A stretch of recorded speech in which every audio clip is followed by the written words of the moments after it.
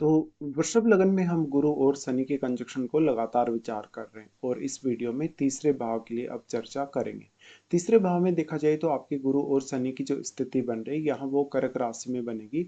यहाँ पर गुरु आपके चार्ट में आपके अष्टमेश और आपके 11वें घर के लॉर्ड हैं, जबकि शनि आपके 9th और 10th लॉर्ड हुए। देखिए दोनों ग्रहों का इस प्रकार का कंजक्शन आपको काफी ज्यादा एबिलिटी प्रोवाइड करेगा, आपको जीवन में काफी कुछ करने की क्षमता देगा, साथ ही साथ आपको काफी सक्षम बनाएगा। यहाँ गुरु रूपी ज्ञान का भी आप फायदा ले सकेंगे, आपकी अंडरस्टैंडिंग, आपका कम्युनिकेशन सब कुछ अच्छा देखने को मिलेगा। यहाँ पे गुरु कितना ज्यादा प्रभाव डाल पा रहे हैं या यहाँ पे शनि कितना ज्यादा प्रभाव डाल रहे हैं, एक तो वो मैटर करेगा और चंद्रमा की स्थिति भी। इसके साथ साथ कोई भी अदर प्लैनेट अगर इनके साथ बैठा हो तो वो प्लैनेट किस प्रकार का है, क्या राहु केतु का संबंध इनसे है, क्या चंद्रमा का संबंध है, क्या बुध का संबंध है, या किसी भी जिस भी प्लैनेट का संबंध होगा गुरु और शनि से, उस प्लैनेट विशेष को आपको ध्यान से देखना पड़ेगा। देखिए यहाँ पे शनि अगर वक्री हो जाए आपके चार्ट में गुरु के साथ तो ज्यादा बेहतर रहेगा, लेकिन गुरु उच्च की स्थिति में है स्वयं और शुभ ग्रह है, एक अत्यंत शुभ ग्रह होने के नाते गुरु यहाँ आपको काफी कुछ करने में सक्षम बनाने वाले हैं, जैसे स्टडी वगैरह के लिए, बिजनेस वगैरह के लिए, पार्टनरशिप वगैरह के लिए और बहुत सारे अन्य कार्यों में भी।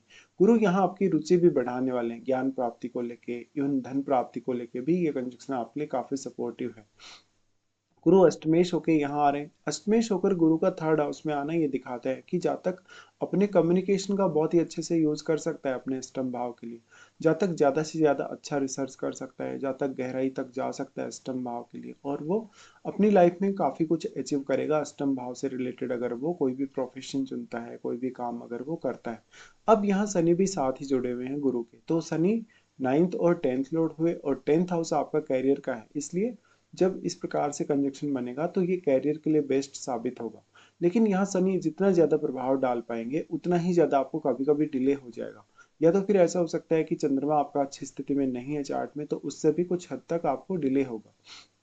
अब शनि मान लो आपका बहुत ही ज्यादा स्ट्रांगली बैठा है थर्ड हाउस में, तो ये निश्चित तौर पे आपको हार्ड वर्किंग बनाएगा, हर प्रकार की चुनौती या हर प्रकार की समस्या से पार पाने की क्षमता आपको देगा आपको। लेकिन कभी कभी ऐसा लगेगा कि आप जो मेहनत कर रहे हैं वो थोड़ी व्यर्थ जा रही है, और जो आपको रिजल्ट मिलना चाहिए एक्चुअल में वैसा रिजल्ट कभी कभी नहीं मिल पाता।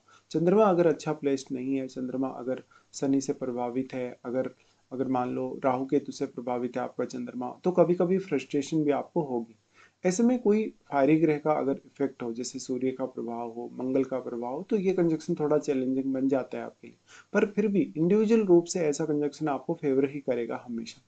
अब तीसरा भाव है वो आपके पराक्रम का है, लेकिन शनि सिर्फ यहाँ पर आपको पराक्रमी बना सकते हैं गुरु की तुलना में ज्यादा। लेकिन यहाँ पर आपका जो कौशल है, यानी जो आपका कुल मिला के जो आप में क्षमता है, उसको गुरु बढ़ाने का काम जरूर करेंगे। आपकी राइटिंग से रिलेटेड स्किल्स को भी गुरु काफी इन्हेंस करेंगे। इस हिसाब से आप संचार या मीडिया के क्षेत्र में भी अच्छा काम कर सकते हैं। साथ ही साथ जीवन में आप काफी ज्यादा यात्राएं करेंगे, ये यात्राएं आपकी या तो कैरियर पर्पज से होंगी या कोई आध्यात्मिक पर्पज से। यहाँ पर ये तो निश्चित है कि आप कोई भी अगर काम कर रहे हैं अपनी लाइफ में तो किसी न किसी स्पेसिफिक पर्पज से ही आप करेंगे और उस काम पर आप अच्छा फोकस भी कर सकें। अब शनि जितना ज्यादा यहाँ पे स्ट्रॉन्ग प्रभाव डाल पा रहे हैं, उतना ही इस बात की संभावना बढ़ जाती है कि आप किसी भी पर्टिकुलर काम पे बहुत ही ज्यादा अच्छे से फोकस कर सकते हो। इस भाव में देवगुरु बृहस्पति वास्तव में शनि के साथ युति कर रहे हैं, तो जातक वैसे भी नेचुरली भी काफी मेहनती और धैर्यवान होगा, लेकिन वो काफी व्यवहारिक होगा और बहुत ही योजनाबद्ध तरीके से काम में आगे बढ़ेगा।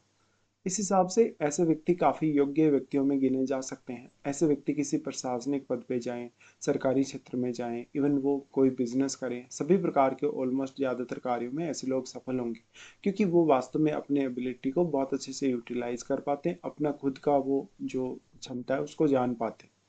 यहाँ पे अगर देखा जाएगा तो ऐसा कंजक्शन कभी कभी विवाह में देरी कर सकता है।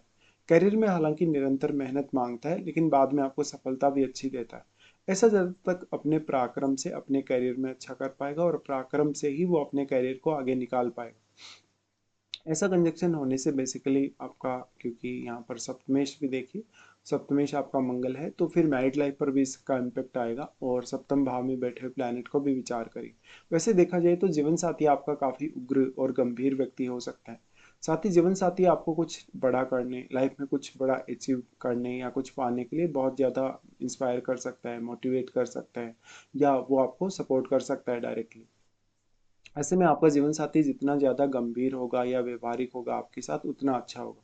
हालांकि कभी कभी शुरुआत में थोड़े बहुत मतभेद भी सामने आ सकते हैं, क्योंकि मंगल का घर है सातवां घर, इसलिए थोड़ा बहुत यहाँ पर जो पार्टनर आपसे जो अपेक्षा कर रहा है, हो सकता है आप उनकी अपेक्षाओं पे एकदम से खरा ना उतर पाओ। यहाँ पे इस प्रकार का कंजक्शन होने से अब गुरु उच्च की दृष्टि अपनी डाल रहा है। उच्च की दृष्टि होने से निश्चित तौर पे आपकी समझ, आपका पर्टिकुलर जो मान सम्मान है आपके इंडिविजुअल तौर पे, वो जीवन साथी के साथ जब आप मिलेंगे, उनके साथ जब आप मैरिज करेंगे, तो काफी मैटर करेगा। इस प्रकार का कंजक्शन होने से जब तक जितना ज़्यादा कठिन परिश्रम करेगा, उतने ही ज़्यादा उसके सफलता पाने के चांसेस बढ़ेंगे, उतना ही ज़्यादा वो लाइफ में कुछ बड़ा अचीव कर पाएगा। तो हमेशा यहाँ कोई भी शॉर्टकट के लिए आपको नहीं देखना चाहिए, ऐसा कंजक्शन बन जाए तब। जातक वास्तव में अब अपने मजबूत इरादों के साथ अगर उतरे, अगर उसकी इच्छा शक्ति मजबूत हो, इवन उसका चंद्रमा मजबूत हो, लग्नेश उसका काफी मजबूत हो, तो ऐसा जातक हालांकि कुछ भी पा सकता है, उसके लिए कुछ भी असंभव नहीं। ऐसे जातकों के अगर आय के स्रोतों के दृष्टिकोण से देखा जाए, इनकम अगर ऐसे लोगों की देखी जाए, तो काफ़ी सारे मल्टीपल ऑप्शंस इनके सामने निकल के आते हैं, क्योंकि ऐसे जातक एक अच्छे शिक्षक के तौर पे सामने आ सकते हैं, एक अच्छे राइटर बन सकते हैं, प्रकाशन से रिलेटेड कार्य कर सकते हैं, मीडिया से रिलेटेड या परामर्श वगैरह देने से रिलेटेड कार्य कर सकते हैं। तो मेनली ये बोला जा सकता है कि ये फिजिकली भी हार्ड वर्किंग होंगे और मेंटली तो हार्ड वर्किंग होंगे ही होंगे। लेकिन क्योंकि गुरु जैसा प्लैनेट है थर्ड हाउस में, इसलिए जातक में प्रतिभा काफी ज्यादा होगी और वो अपनी प्रतिभा का लोहा मनवाएगा कभी ना कभी। तो कैरियर में उच्च पद पाने या कैरियर में किसी भी तरीके से ऐसा जो कंजक्शन है आपके लिए हाईली सपोर्टिव। ऐसे जातक कभी भी एक इनकम सोर्स से संतुष्ट नहीं होंगे, क्योंकि आप वैसे भी शुक्र से रिप्रेजेंट होने वाले पर्सन है। तो आपको कोई ना कोई दूसरा इनकम सोर्स की तरफ हमेशा देखना पड़ेगा, इसलिए वित्तीय जो स्थिरता है आपकी लाइफ में, जो फाइनेंशियल जो स्टेबिलिटी है, वो काफ़ी जरूरी है। और ऐसे जातक अपने आप को समझने वाले, खुद की एबिलिटीज को समझने वाले होते हैं। ऐसे जातकों को अक्सर लंबी लंबी दूरी की यात्राएं भी करनी पड़ेगी, जैसे करियर पर्पज से या कुछ डोमेस्टिक पर्पज वगैरह से या आध्यात्मिक पर्पज से। ऐसे जातक हालांकि शुरुआत में काफी ज्यादा हार्ड वर्किंग होते हैं, लेकिन एक उम्र बढ़ने के साथ साथ वो बहुत ज्यादा मेच्योर भी होते चले जाते हैं। वो बहुत कुछ करने में सक्षम होते चले जाते हैं, और फिर वो अपनी लाइफ में वो सब कुछ हासिल करते हैं एट द एंड, जो वो करना चाहते थे स्टार्टिंग में। लेकिन कभी कभी इसमें थोड़ा डिले जरूर हो सकता है आपको। इस हिसाब से देखा जाए तो जो गुरु हैं यहाँ पर, क्योंकि गुरु उच्च की स्थिति में है, और वो यहाँ पर जो गुरु की दृष्टि है लाभ स्थान पे अपने घर पे भी है, इसलिए भी गुरु यहाँ काफी महत्वपूर्ण हो जाते हैं। शनि का तो देखिए, शनि जितना ज्यादा मजबूत होगा उतना ही डिले भी करेगा। शनि अगर वक्री बैठा हो यहाँ, तब ज्यादा बेहतर है। अब शनि आपके चार्ट में 9वें घर के स्वामी और 10वें घर के स्वामी है, तो शनि अगर बहुत ही ज्यादा स्ट्रांग है, तो फिर आपको विचार करना चाहिए। अगर कोई 9वें में ग्रह बैठा है, कोई यहाँ 10th हाउस में प्लैनेट बैठा है, तो उस पर भी विचार अवश्य करिए। बेसिकली देखा जाए तो गुरु और शनि का ऐसा कंजक्शन आपको एक संपूर्णता प्रदान करता है, एक कंप्लीट व्यक्ति आपको बनाता है, चाहे आप स्त्री हो चाहे आप पुरुष हो। अगर स्त्री का ऐसा चार्ट है, तो उसका जो हस्बैंड होगा वो काफी कर्मठ होगा, बहुत ज्यादा विद्वान व्यक्ति होगा, और उम्र बढ़ने के साथ साथ और भी ज्यादा वो मेच्योर होता जाएगा और जिम्मेदारियां लेता जाएगा। ऐसा अगर कंजक्शन बन रहा है, तो मुख्य तौर पे आपको फोकस करना होगा अपनी खुद की एबिलिटी पे, और समय समय पर आपको अपनी खुद की एबिलिटी को निखारना होगा, खुद को परखना होगा, और अपनी एबिलिटीज में समय समय पर सुधार या कुछ ना कुछ मॉडिफिकेशन आपको करना होगा। तो आप, ऐसा हो सकता है कि अपने परिवार में या जहाँ भी आप रह रहे हैं वहाँ पे आप काफ़ी हार्ड वर्किंग पर्सन हैं।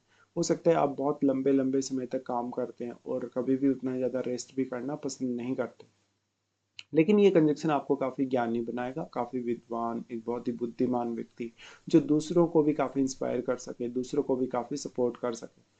ऐसा कंजक्शन मैरिज के दृष्टिकोण से काफी इंपॉर्टेंट है, क्योंकि यहाँ जो गुरु की दृष्टि पड़ रही है सप्तम पे, तो एक अच्छा जीवन साथी आपको जरूर दे सकता है। अब अगर हम दृष्टियों के हिसाब से ही बात करें इनका, तो गुरु आपके चार्ट में, क्योंकि अष्टम और 11वें घर के लॉर्ड तो हैं ही, वो सबसे पहले अपनी दृष्टि सप्तम घर पे डालेंगे। सप्तम घर पे दृष्टि गुरु की बहुत इंपॉर्टेंट हो जाती है, क्योंकि एक तो गुरु बैठे भी उच्च की स्थिति में है, दूसरी तरफ वो अपने मित्र मंगल के घर पे दृष्टि डाल रहे हैं। तो मान लो अगर आपका मंगल सप्तम में बैठा हो, इवन आपका सूर्य सप्तम में बैठा हो, तो गुरु के प्रभाव की वजह से इन जो ग्रह हैं उनके रिजल्ट भी कुछ हद तक आपकी ज्यादा फेवर में होने की संभावना है।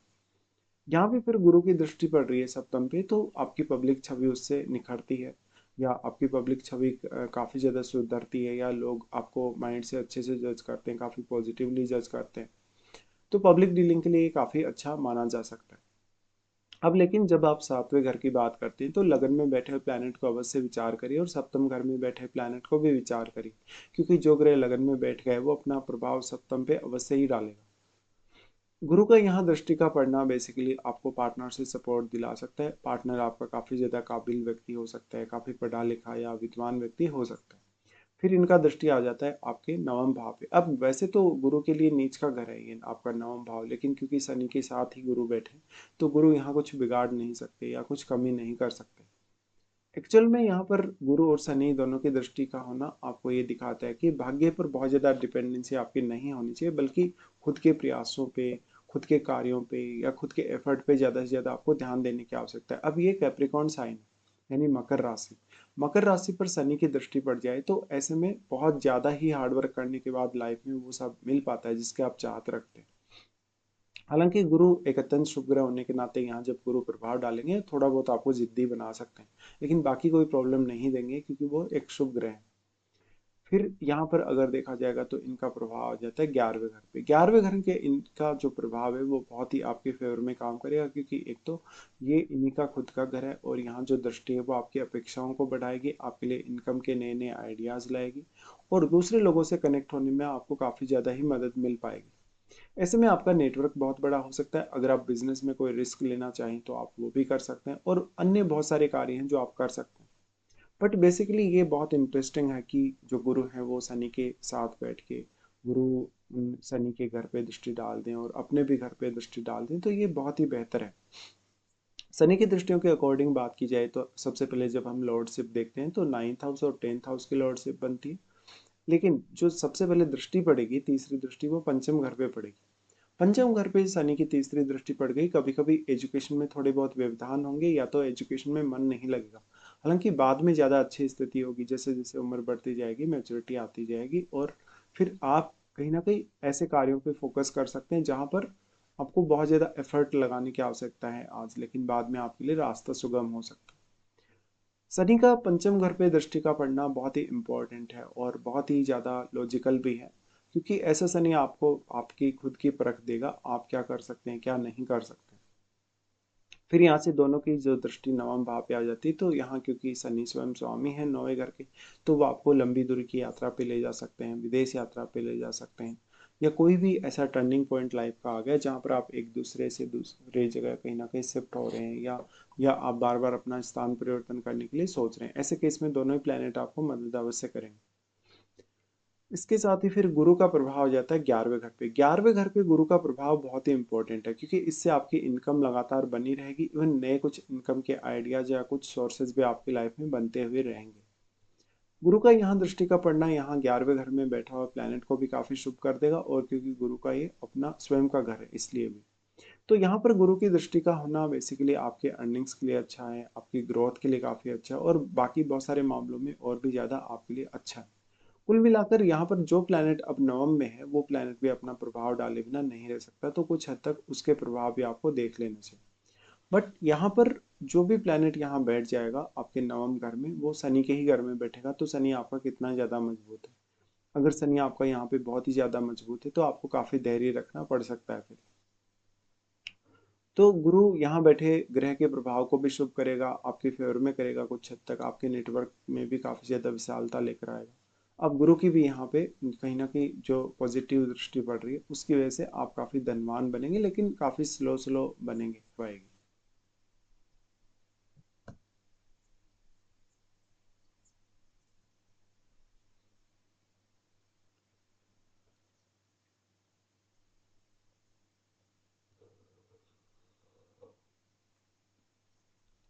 तो शनि की